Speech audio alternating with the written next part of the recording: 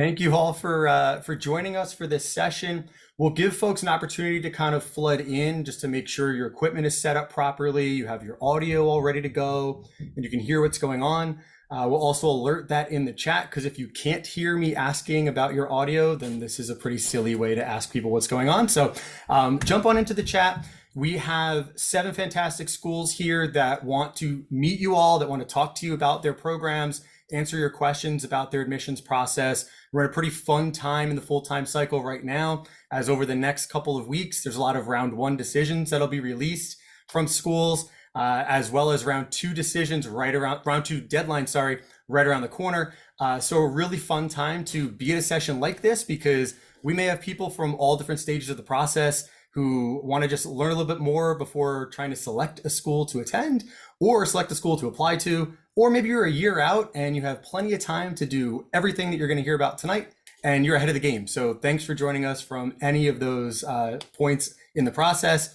Let us know where you're attending from tonight. It's always fun to kind of see what kind of reach we have in these types of sessions. So if you want to throw your information in the chat about, city, state, country, location, whatever that might be, and they are flying in right now. So I see New York City a few times, Taiwan, which is, I guess, getting up early, right, in Taiwan, Singapore, Houston, Switzerland, Paris, Santa Barbara, Venezuela, Lagos.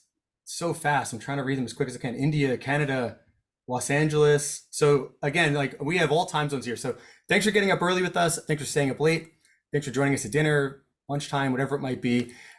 With that, I definitely want to just kind of jump in and get started. I think we now have given enough time for folks to flood in. And so first, what would be great is just to kind of go around, we'll introduce our panel for tonight and get things started. So to talk about myself really quick, I'm Mike Tarantino. I'm with Clear Admit. We're helping to host this event tonight with these 7 schools. Clear Admit is an MBA applicant community. So if you are looking for information about the MBA admissions process, specifically for full-time MBA admissions, come check out our community and our platform. There's a lot for you to learn and a lot for you to see there, especially this time of the year with decisions. Our Livewire feed is full of those decisions and really fun to look at this time of the year. Enough about us. Let's jump right into the schools. I'll try to go alphabetical order just to be fair, and we'll kind of go back and forth as we go. So first up, I want to introduce Maria with Berkeley Haas. Hello, everyone. Thank you for joining us. Looking forward to connecting with you all during the breakout rooms. But yeah, Maria, Associate Director with the full-time MBA admissions at Berkeley Haas. Awesome, and thank you for joining us tonight. Next up, we have Chelsea Han from Cornell Johnson. Hey everybody, I'm Chelsea Han. I'm Director of Admissions at Cornell Johnson. That one for virtual backgrounds. Ithaca is much prettier than my background here, which is my home office / gym, but I'm really excited to be on with all of you this evening. Home office, gym, a cafetorium, as we all had in elementary school. There you go. Next up, we have Morgan Griffin from Duke Fuqua.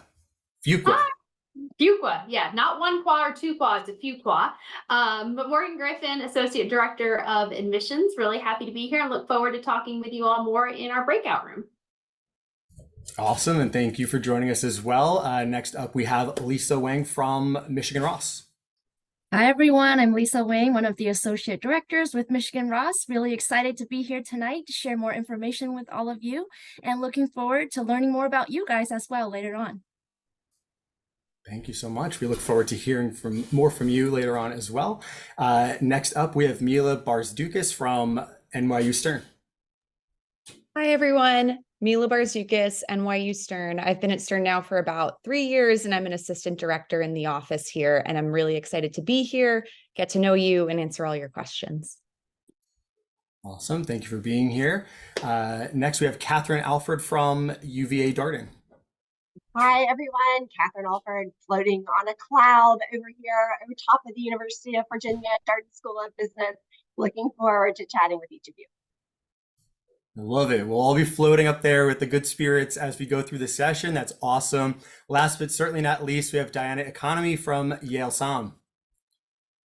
Hi everyone, Diana Economy from the Yale School of Management. I'm a senior admissions advisor here at Yale, and I have my MBA as well. So I remember being in your shoes and looking at school. So really excited to help you navigate the application process tonight and answer any questions that you may have about Yale. Looking forward to connecting.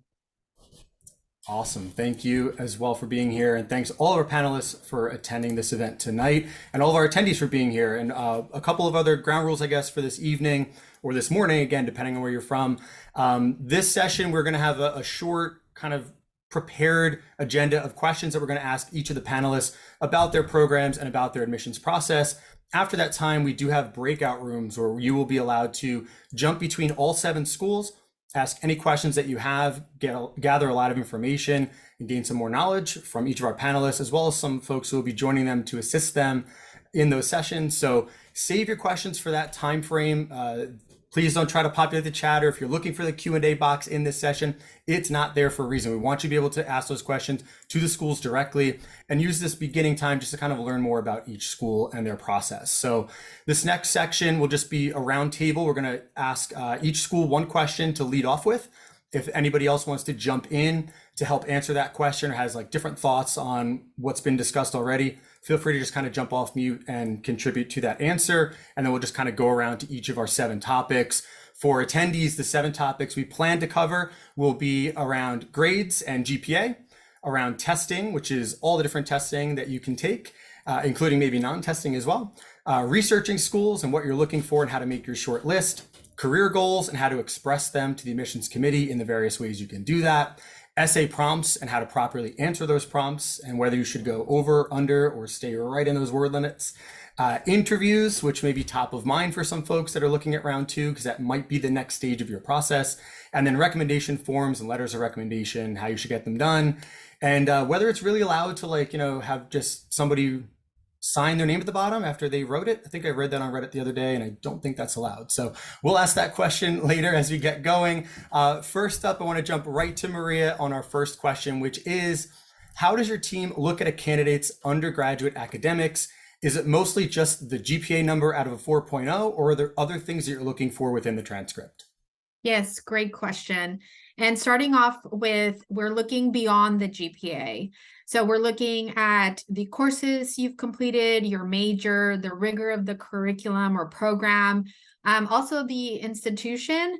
We're looking at the type of courses. Were you a humanities major and only completed humanities courses, or STEM major and only completed STEM courses? And also your performance over time. We recommend that you submit a official copy of your transcripts if you studied abroad, undergraduate transcript, graduate level transcript as well, transfer credits.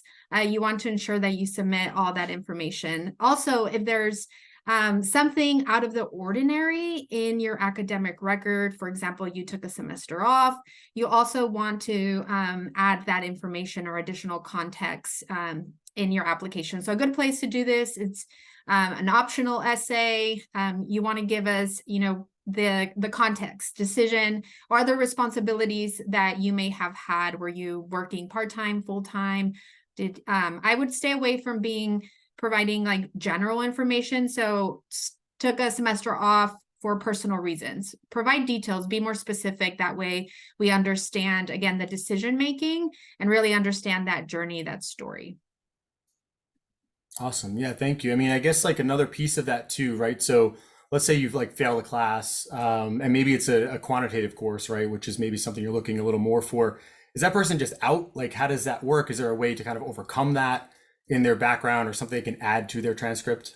Yeah, great question. So you can definitely take additional courses to demonstrate your quantitative skills.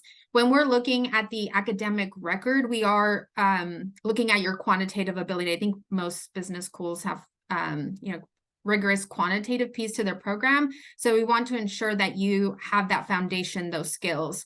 A way to demonstrate that is looking at the transcript or taking additional coursework through an extension, stats, pre-MBA course. And that's a great way to demonstrate that strength or the mastery of those skills. Fantastic. Thank you so much for that. Any other thoughts on GPA, grades, transcripts, No, looks good. And I know you all do these events together sometimes, so I'm sure we've heard the answers and we know we're going to be good. So I won't do too many of those kinds of follow-ups. So moving on to the next topic here would be on the idea of testing, right? So standardized tests, whether or not you take them. And so Chelsea, this one will be directed towards you. The question here is, tell us about how you look at the GMAT and GRE exams.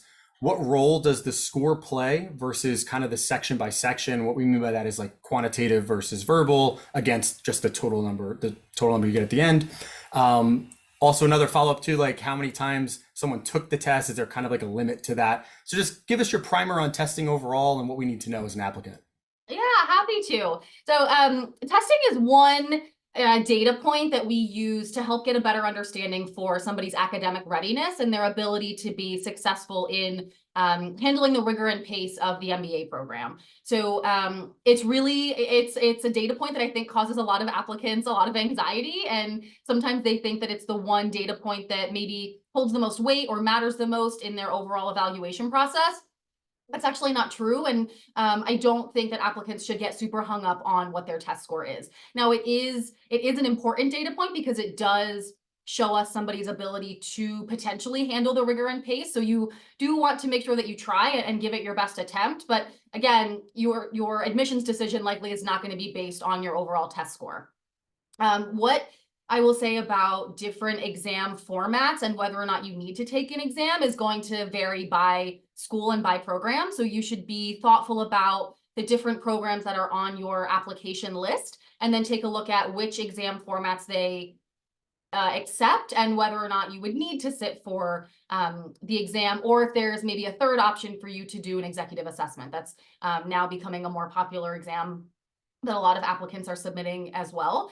In terms of the subsection, so the quant versus the verbal, and how we look at those and the overall score, I think we're really looking at the overall score to get a better picture for your holistic academic readiness and aptitude. The subsections are used as a way to get a little bit closer of a snapshot and a better sense for some of those subsections. So as an example, if you maybe don't come from a very quantitative or STEM background, we might take a look at that quant percentile of the test score just to see how that overall score is actually split and what your specifically quant readiness would look like for the business school curriculum. In terms of exam attempts, there, I think, is actually a limit with the number of times that you can take the exam. Rarely do we see people that actually meet or try to exceed what that exam attempt number is. I personally think you should never just take it once. I think when you take it once, you sort of get your test day jitters out, you get familiar with the exam format, and then you go in a second or a third time, and those are actually the exam attempts where you see that you might do better and increase your overall score. It's also not uncommon that candidates might plateau or actually start to decrease after their maybe fifth or sixth exam attempt. So think about maybe using the 2 and 3 exam attempts as your sweet spot, but never a bad idea to take it more than once. Awesome. And thank you for not only answering all the questions, but remembering all the pieces of that question. So awesome job. And one thing that I'll ask for maybe the full group here, because it's a commonly asked question, do any of your programs at this point prefer one test over the other, or are you just looking for any test? So I guess if you do prefer one test, put a hand up. No. So any attendees that are here or watching this video later, which the session is being recorded and will be shared out later, please keep that in mind. So when you ask that question again at a future fair, the answer is the same. You can take whichever test is best for you, and the best score wins. That's how you get into these programs. So definitely take the time to at least look at both exams if you have not already decided on which one you want to take, and take the one that you get a better test score on. All right. Any other additions to the testing section? Not seeing anything. So next up, we will move on to Morgan on a question about researching schools. So one of the things that folks are doing here tonight is researching schools potentially, right, and trying to figure out what is the best school for them. So it's a very important thing for applicants to do to determine fit. So what can you tell us that are 3 things maybe that an applicant should do to get to know an MBA program? Obviously, besides the one tonight of coming to this specific event, what are some other ways, I guess, they can continue to find their fit? Yeah, you'll hear this a lot when talking with business schools or attending events like this, that fit and belonging are just so important with business school. This is where you're going to spend 2 years of your life and is really going to set your, course for your career in the future. So certainly attending virtual events like this, these are great ways to learn about just things in general, the admissions process, and kind of dip your toe in the water of, learning about various schools. The other thing I suggest too is once you maybe have met with a couple schools, maybe you've started with a long, lengthy list, which is fine. Maybe you attend a couple events and you say, oh, I like school A, B, C, and D. Go to their website. A lot of us, we all do our own virtual events or on-campus event programming. Certainly if you are living, I know I saw people from Shanghai, Nepal, all those places. If you can't come in person, that is completely fine. We do not expect you to pay a very expensive plane ticket to come see us. But take time, join those events. We are putting those events on so you can learn a little bit more in depth about the school, learn about the culture, what are our values, learn about our own unique admissions processes. I think next, and the greatest ambassadors to this program, and I'm sure Diana would agree as somebody who attended an MBA program, the best ambassadors can really be the alumni and the students. So once maybe you've met with the admissions team, you've attended some of those events, talk to the people who are sitting in the classroom or who have sat in the classroom. I'm sure you might work with people who are alums of different schools and meet with them. They are really the people that can show you, here's what I got out of my MBA program. Here's the type of leader I became. And they can really talk about, here's what I liked about the school. Here's what I didn't like about the school. No program is perfect. So take time to also talk with those people. I think in spending time researching as well, doing all those kind of 3 different things, whether it's attending events like this in person or school program specific events, or just talking with people who have gone to the programs, it's really going to help you write those essays, which I know we'll talk about later. But when you have more research about the school, you can more than convey, here's why school A is the right fit for me. Here's why I belong at the school where I feel a sense of belonging. It's really going to help you in the application process. We're not sitting here saying, okay, you have to meet with 3 students, 1 alum, and attend an on-campus event to get admitted. We don't have enough time to do all that. We genuinely want you to find the school that is the best fit for you and the best fit for us. And by doing that research, that's going to help you. And that will come out in your application and make us say, yes, this person is perfect. We want to admit them into our program. Those are great answers. A lot of ways to gather some different perspectives on what the program can offer, and definitely should take advantage of all of those different ideas. So thank you, Morgan, for that. We'll move on now to Lisa on a question about career goals. So post-MBA career goals, big theme in the application process. Right now, there are a lot of schools releasing their career reports from last year's class, which are awesome to see because it's really good to see how each program maybe will be a good fit, as Morgan just mentioned, for that particular candidate who's researching that school, see what types of placements are out there. So we often hear about goals being maybe ambitious or highly specific or tied to a prior experience from that candidate. So what do you think is the right balance between specificity, feasibility, and ambition when trying to discuss short-term versus long-term goals? Yeah, that's a great question. I really think it depends on where you are at this stage. And so it really varies depending on, each candidate. But I think first and foremost, be authentic with what your short-term career goal is, right? You don't want to put down consulting just because you think that's the easiest thing for you to do because Michigan Ross is known for consulting or, something like that. And I think it's a good balance of knowing what you would like to do, and then also not being so specific to the point where you're putting down, I would like to be X in the department X of company X. That is way too specific. And I think it's good to have a general direction. And then if you do have a long-term goal, I think it's really smart to kind of tie that into why it is that this is your short-term goal and how it plays into your long-term goal.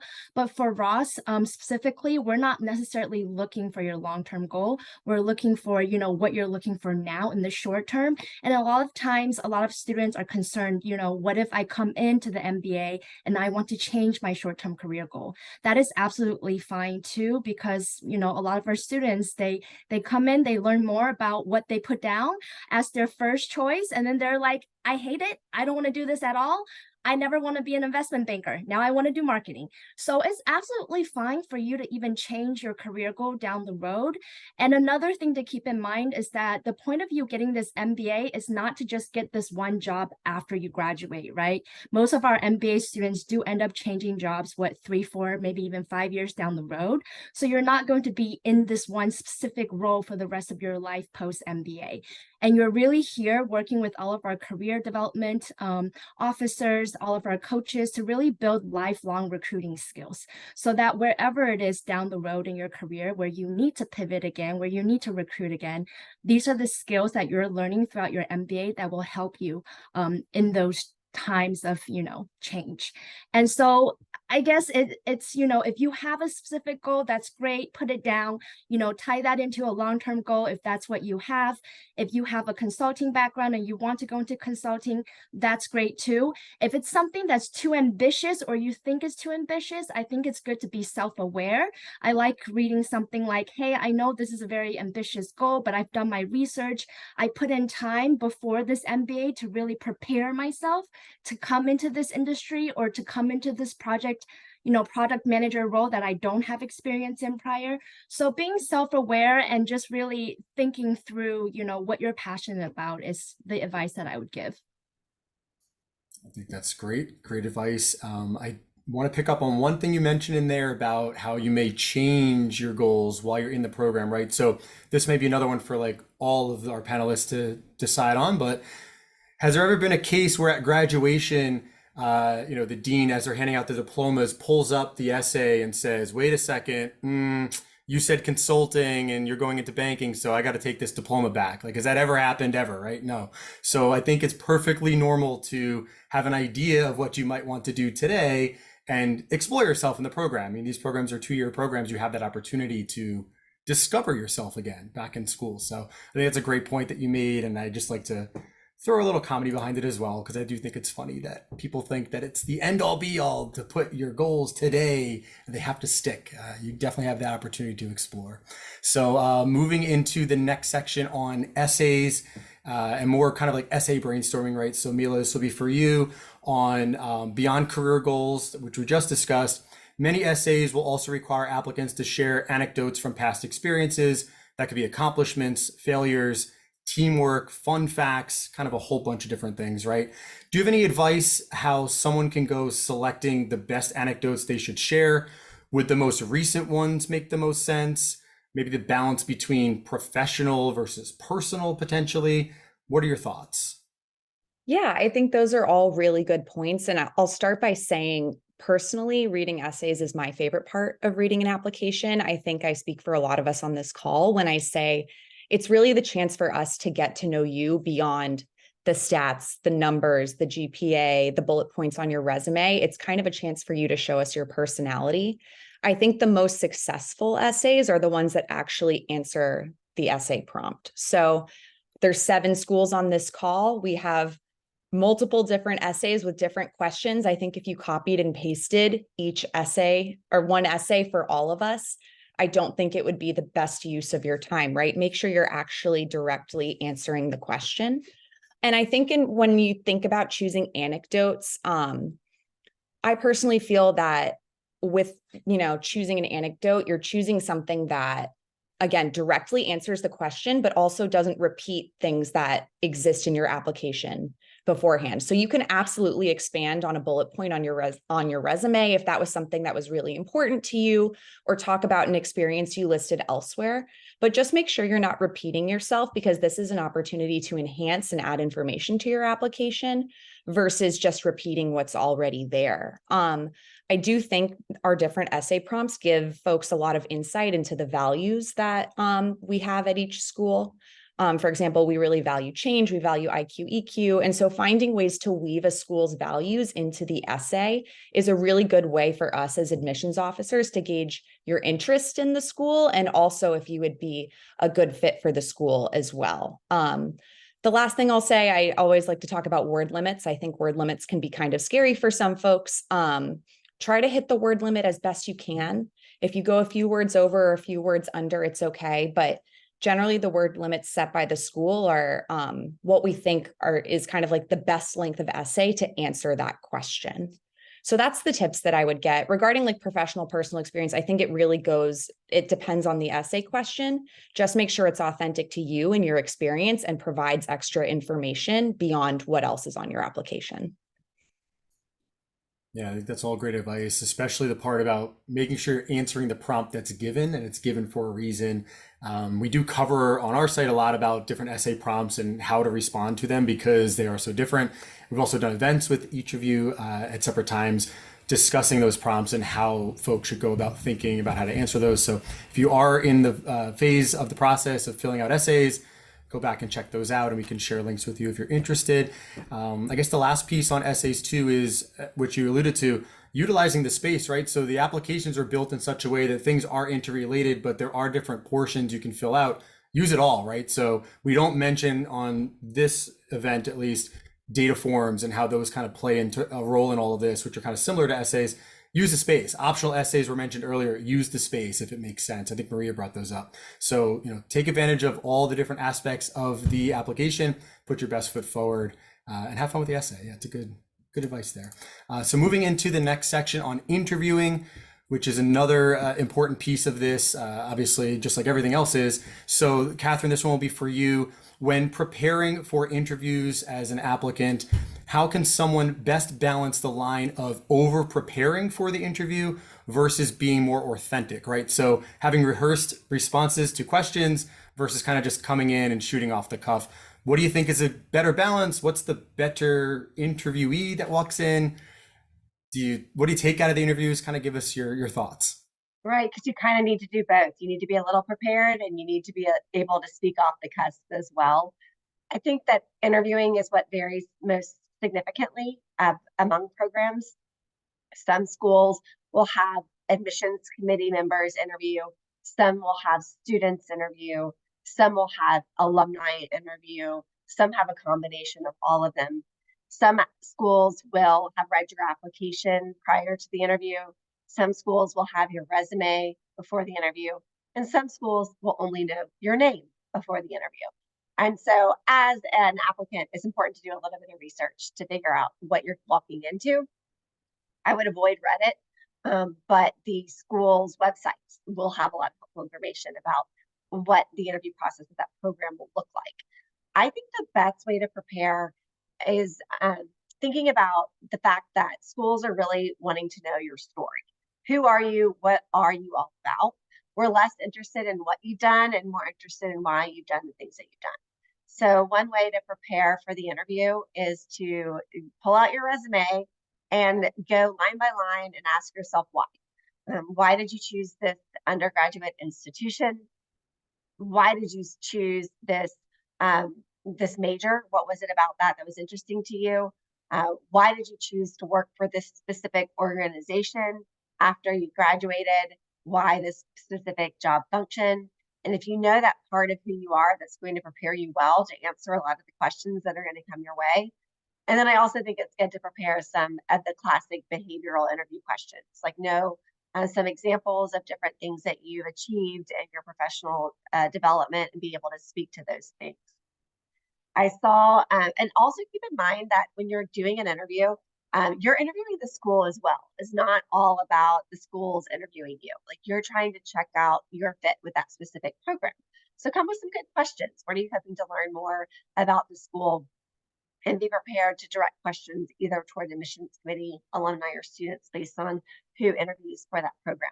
I saw, Victor, you asked a question in the chat about what can I do after I finish interviewing? Now what can I do?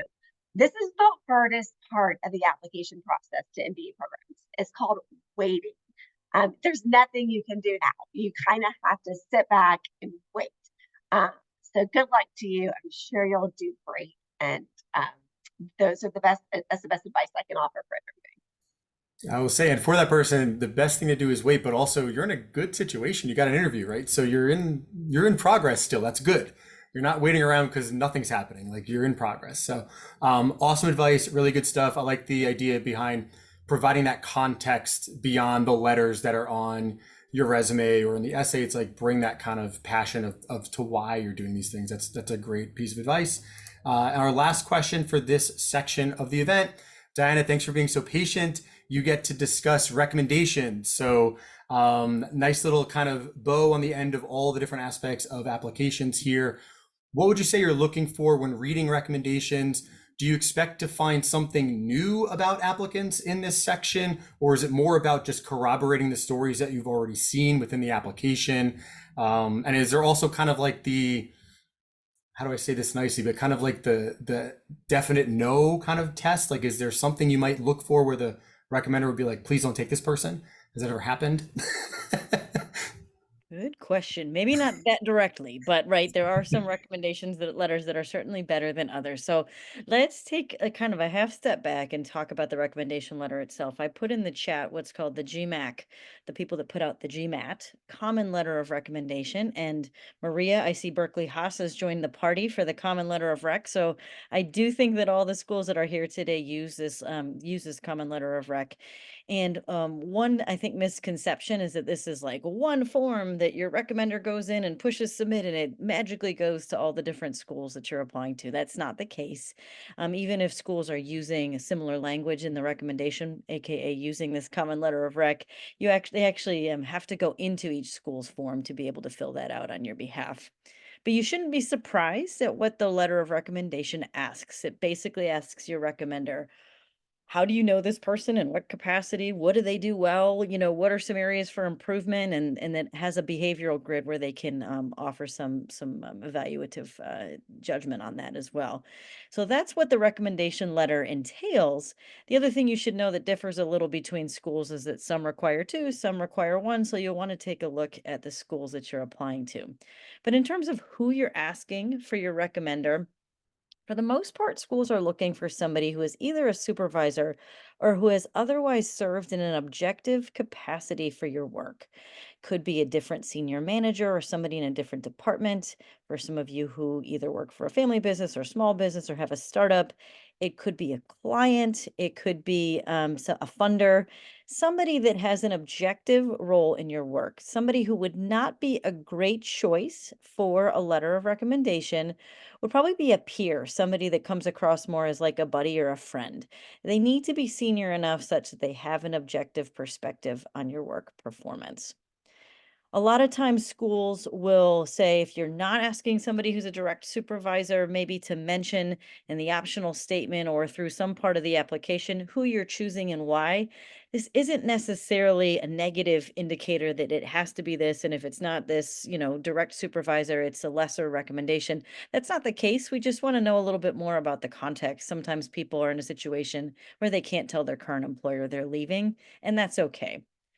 When we think about the letters of recommendation, when you're reading them and you're reading a really good letter of recommendation, what happens is you really get to understand the context that employee that you are working in, right? That the recommender is telling us more about the work performance that you've had, the kind of impact that you've had, probably the kind of teammate you are as well, usually comes up in a letter of recommendation.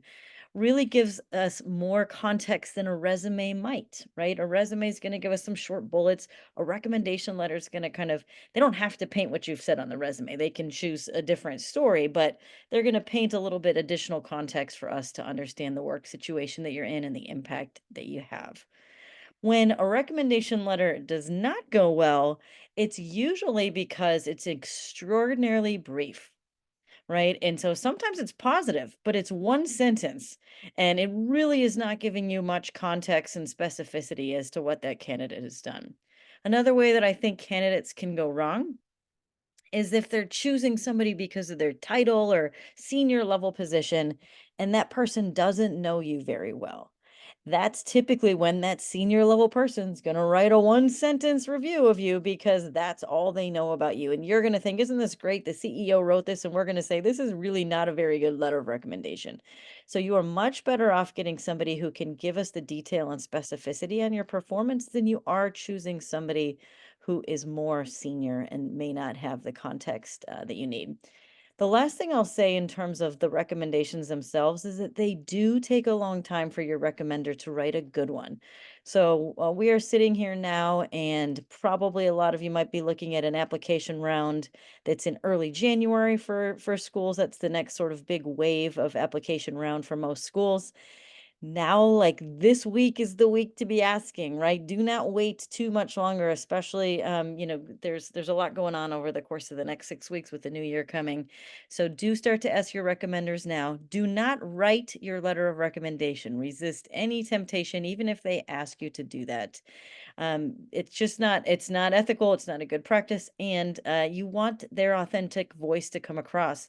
They actually might write something a little bit better about you than you might actually write for them. So don't write the letter of recommendation. However, it is a good practice for you to remind your recommender some of the work that you've done, maybe give them a copy of your resume, some of the highlights, some of the things that have come from perhaps a past performance review, as well as mention to them what you're looking for out of business school so that they have that context when they go forward and write the recommendation.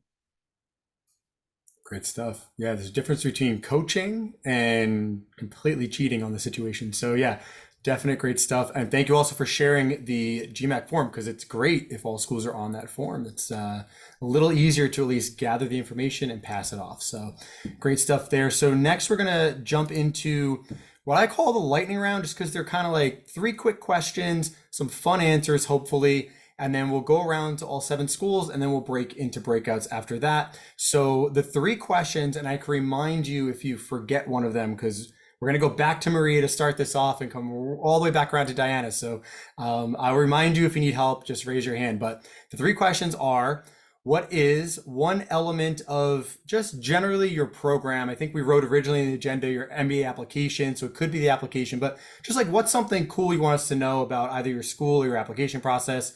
The second question, what is a pet peeve that you personally have when reading applications? So something that I guess could go wrong or that you just don't want to see. And then third, what is your favorite spot on your school's campus or in the immediate neighborhood, or just something that, like, if we were to come visit, we need to make sure we stop at that particular location? So Maria, we'll go to you. 3 questions, something cool about your program, pet peeve, favorite spot on campus.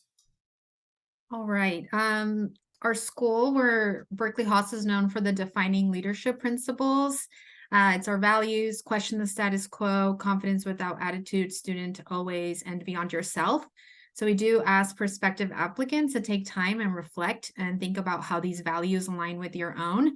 We have a video essay, so we're asking you to speak to them in an actionable way. Let's see, pet peeve. Avoid using another school's like essay for, all the programs you're applying to.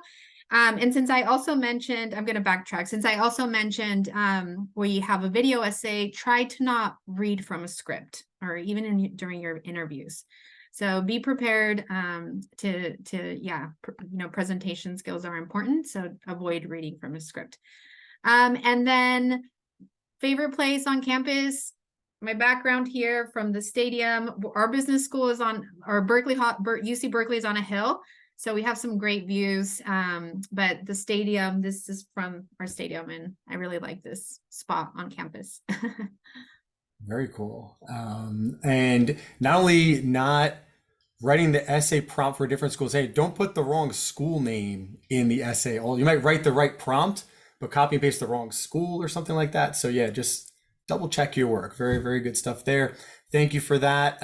Next, we will go over to Chelsea. Do you need a reminder? Yes, No, definitely. Okay. You're good? I'm good. All right, Thank good. you. Yeah, so unique piece of our application, every school is going to be talking about their community and why it's important and relevant to them. We really drive it home with our impact essay, which is our one required essay as part of our application. And it really does ask you to do a little bit of homework and research on the program here at Johnson, and specifically the ways in which you see yourself making an impact and contributing positively to our community. So actually might benefit you in the end to do some of that legwork up front while you're filling out your application to really get a good sense for what the culture is like here and the ways in which you see yourself getting involved.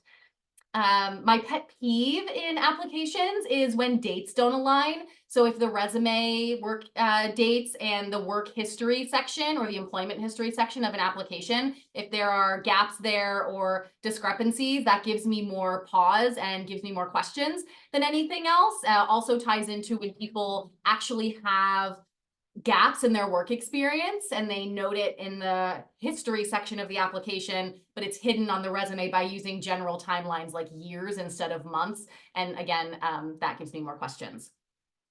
My favorite spot on campus is the Cornell Dairy Bar. So for anyone who likes ice cream, we have the Dairy Bar on campus, which is our Cornell ice cream made by our Cornell cows. It is not sold in stores, and the sugar and fat content is actually so high, it like surpasses the recommended guidelines for ice cream that's sold in the stores. So that's how you know it's really good. If you find yourself in Ithaca, stop by the Cornell Dairy Bar. And that is why you're doing this event with your bike behind you, so you can visit the dairy bar and then ride off the excess milk fat. Yeah. No, and I agree with the pet peeve. I think just generally across your application, right? Like just make sure your story aligns the whole way through. Like, don't write up something crazy in an essay and it's like, where did you even do this? Like, you never worked at this company. Yeah, double check those things when you're going through. That's awesome. Thank you for the responses as well. So Morgan, we'll flip over to you for the same three. Yeah, so an element about our program that I really like is our culture. You'll probably hear that a lot with schools, but we're really big on collaboration and value diverse perspectives. I think that's also reflected in the cool part of our application where we have our 25 things essay. It is truly random and we truly want to get to know you as a person. This is an essay where we don't really want to see like, hey, I work at XYZ company. We want to know what's your favorite song? I just saw before this event, Taylor Swift most streamed on Spotify. What's your favorite Taylor Swift song and why? All those fun things that make you really unique. It really adds personality to your application. A pet peeve of mine is where people leave sections blank and will say, refer to resume or look in this section. We're purposely asking you to fill out a form for certain things. And so if you just leave that blank and then say, hey, go do more work and go look for this, it can be a little annoying, especially as we're going through so many applications. And my favorite spot on campus is Fuqua is uniquely positioned right across the street from Cameron Indoor Stadium where the Blue Devils play. And so it is really, really cool. It makes it a little bit hectic when you're driving off campus during basketball games, but Cameron Indoor is truly such a special place. It is very cool arena to be in, to watch a basketball team. Our students actually have the largest participation, graduate school students do, and they get the best tickets in the house. Usually our dean is sitting in the nosebleed section and the students can touch the players if they really, really stretch their arms out really far. But Cameron is just a really cool thing and certainly a good bucket list item for anyone that does come to Fuqua. That's how it should be, right? Get the students up front. That's great. And they're only there a limited time. So give them that experience while they're there. That's awesome. Thank you for those responses. Lisa, we'll move over to you for the same three. All right, so what makes Ross, there are so many unique things about Ross, but I actually do want to mention, so about a month and a half, 2 months ago, we launched an ESG concentration, and we're actually one of the 2 US business schools to offer this concentration in the United States. So if sustainability is something you're passionate about, definitely check that out. And then in terms of our application, it's actually a little bit similar. I think our short answer questions are probably our most unique aspect of our application, because you have 6 topics that you can choose from, and it's an opportunity for you to really tell us what you're passionate about and share more things about yourself that we wouldn't see elsewhere on your application. And it's only 100 words or less, so you don't have to write like whole 2-page essays for us. And then next, was it the pet peeves? So in addition to some of the ones that everyone has already mentioned, my personal pet peeve is I honestly do not like reading the same stories over and over and over. So if you're going to write about, 2 stories, within your short essays, I don't want to see it again, your letter of recommendation from your recommender. I don't want to see those examples again during your interview, because then it's telling me that maybe you haven't had that much impact within your career if the same stories are being shared by everyone that knows you, including yourself. So I like a little diversity in terms of that. So that's kind of one of my pet peeves. And then lastly, Michigan, Ann Arbor. So I moved to Ann Arbor 4 years ago, and the first time I went to the Big House, our football stadium, the largest stadium in America, it's crazy how many people are in there when it's completely packed and everyone is screaming. You have to experience it to really get a feel of what it's like. But it's huge, and you look around and you're just like, where did all these people come from? So that's definitely somewhere you need to go if you come to Michigan. And of course, there are so many great parks around. I personally go to Gallup Park a lot with my son. You can kayak there. There's swans flying around. It's just a great place. And the list goes on, but I'll stop there. I like the stadium connections going around here from multiple schools. Pretty big win this weekend, I think there was over at the Big House. I don't know if there's anybody from a different school on the session, so I won't go any further than that. Just hint at that, but congrats to the Michigan Wolverines on a nice win. And moving on from that, because I'm not getting in trouble. So over to Mila with NYU Stern. Same questions. Congratulations on the win. I was very excited.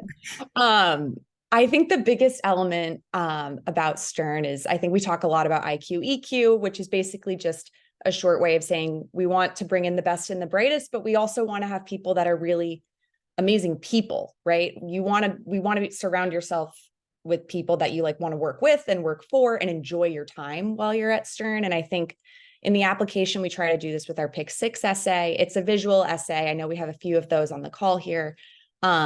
Basically, you pick 6 images and try to pick images that are, again, different from other things on your application. I love seeing photos of people's pets, organizations they're a part of, favorite locations, traits they live by, fun facts. Just getting to know someone as a person and add to that EQ piece is really important to me and important to our office. And so that's why I think the Pick 6 essay is it's my favorite part of the application. My biggest pet peeve, I think, is not to harp on essays again, but when I read an amazing essay about someone, not you, in the application, sometimes I'll read an essay where someone talks about a parent that really inspires them or a peer at work that really paved the road for them. And they're not the person applying to Stern, right? You are. So make sure that you put yourself forward in the application and in that essay and center yourself and brag about yourself a little bit. Obviously, being in New York City, we take advantage of the entire city. Gosh, our graduation is at Madison Square Garden. Our orientation dinner is at Ellis Island. So you get to eat dinner outside with the entire New York City skyline in the background.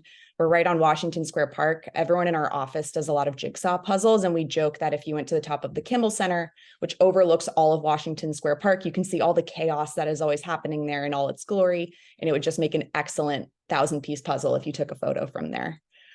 So definitely recommend that to be your study spot if you want to do a little bit of people watching on the side. Yeah, who doesn't love people watching, right? It's just a good way to pass the time, a little relaxing sometimes, puts things in perspective. I like it. All right, awesome. Thank you for that. Katherine, over to you. Same questions. And who doesn't love jigsaw puzzles? I would Correct. Yeah. So in terms of differentiators for Darden, I have to obviously mention the case method. So Darden teaches its core curriculum entirely through the case method. So we're looking for people who are excited about that interactive style of learning and people who are a little intimidated by the interactive style of learning, because we think it's really important to develop the confidence going forward to speak up and to have opinions and to drive a conversation forward. In terms of pet peeve, I would probably mention piggybacking off of Chelsea and throwing out the resume again. I think sometimes people try to put as many words as they can possibly fit onto one single page.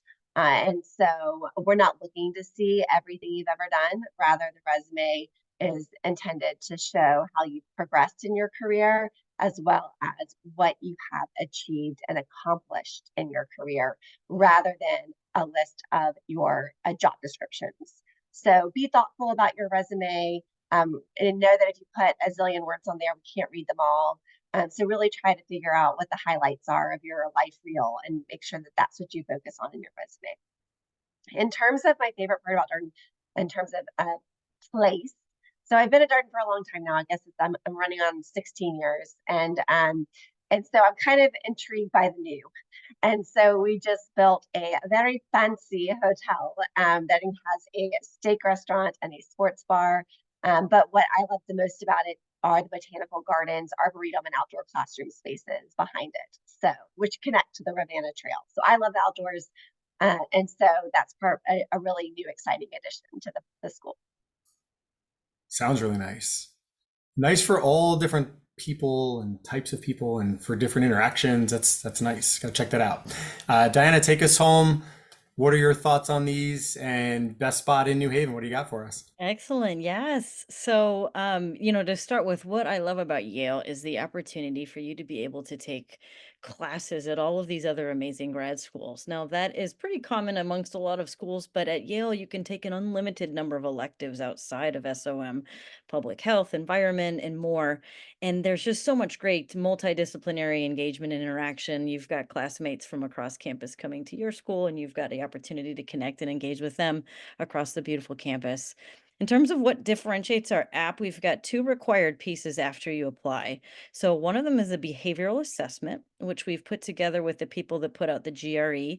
It is a non-cognitive assessment that basically gives you some forced choice, A or B, A or B, A or B, and you go through. There's no way to prepare for it, but what it helps us understand are some of the traits that you bring that may allow you to be successful in the classroom. So sometimes people say, "Oh, you're taking a look at my test score and my transcript and things like that." This is an additive piece that complements those, that helps us understand your ability to be successful in the classroom. The second required piece at that time are our video questions. So these are pretty low lift, like questions, typical interview questions. It doesn't replace your interview; it's additive to it that allows us to engage with you and see you on camera and be able to see your presence in the way that you're presenting. But it's low stress and you get a chance to practice first. In terms of the resume, I agree with my colleagues here. It is one of those things that I think people overlook. Meaning, I have a resume, so I don't really need to spend any time either adjusting it or thinking through it. And I think you really need to think about how your resume strategically complements the other parts of your app. So what bullet points do you choose to bring out? And what does that tell us about you and your trajectory in a fairly quick snapshot, typically 1 page? It's also fairly common at schools that your resume is the only thing that your interviewer sees. Not always, that differs by schools, but you do want to keep in mind that your resume could serve as a standalone piece in the process. And so you want it to be able to reflect positively on you as a standalone piece. And in terms of New Haven, there's so much to love in terms of the great libraries and museums and things to see. There's just a lot that you would find in a big city, sort of in a more manageable, really accessible city. But I like to eat. And one of my favorite restaurants I have here in the chat, Mike, there you go. It's called Noah, and it is a really great Thai fusion restaurant that I've gone to a couple times and that I just really enjoy. So a lot of great cultural opportunities, a lot of great food from all over the world that our students get a chance to enjoy. Now I'm going to check. See, this is the part of the evening where I start to get hungry when we start to mention the food locations and different things like that. So I'm going to wait to click on the link, but I will save it and check it out later. So thank you all for our panelists who, you've all done a great job explaining all the different pieces of the application, what you're looking for, the do's and don'ts in each section. And thanks for going through some of those fun questions at the end here. Gets us to learn a little bit more about your program, your location, but also about you all, right? And the things that you enjoy. And as we've mentioned a couple of times on this call, it's about the fit for the applicants as well as from the schools. So hopefully our attendees got to learn a little bit more about some of the folks who might be either meeting them on the road or reviewing their application or interviewing them. So, this is who you're dealing with. We're all nice admissions folks. They're nice people. They want to see you succeed and get you into their great schools, and they want to answer your questions. So with that, I want to set up our breakout spaces. We'll open up these rooms.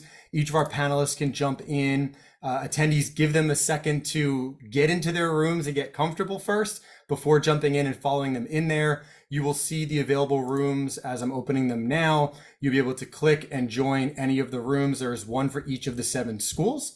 After you attend one of the rooms, if you want to jump back in here and go to a different room, you're welcome to do that. So enjoy the next few minutes here as you go and talk to each of the schools.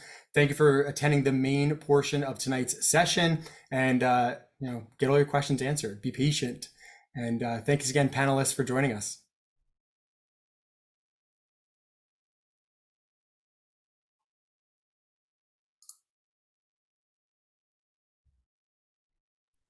Sorry, how do I get to, do I just, oh, I Yeah. see. I was wondering the same thing. Is it I in was the gonna chat? say I can move you if you. Yep, you found That it. would be great. Thank you so much. Yeah, I can move you. No problem. Thank you. Let me see. In here.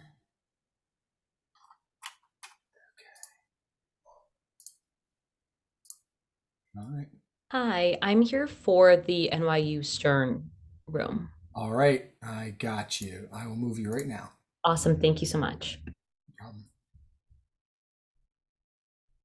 All right, folks, and any attendees who still need help, if you cannot find how to get into a room, just type in the chat which room you want to go into, and I can manually push you in for you. So